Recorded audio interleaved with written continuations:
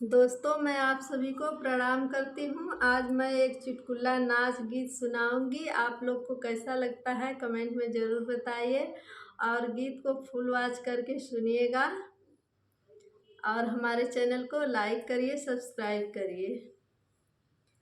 पिया जइबा विदेशवा रहब कैसे, पिया जइबा विदेशवा रहब कैसे।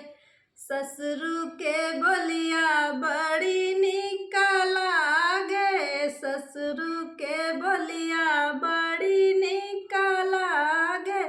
सासू के बोलिया सहब कैसे, पिया जइबा विदेशवा रहब कैसे।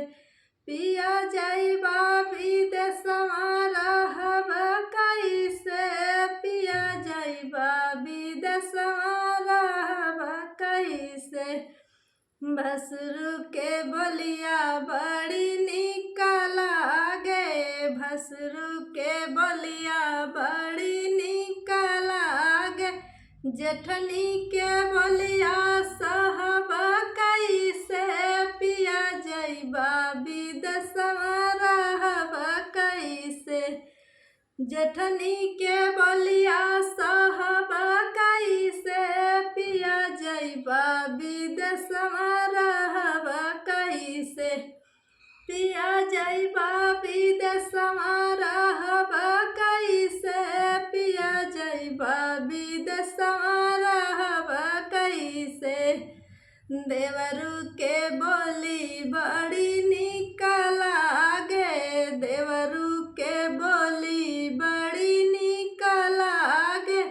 ननदी के बोली सहब कैसे, पिया जइबा विदेशवा रहब कैसे।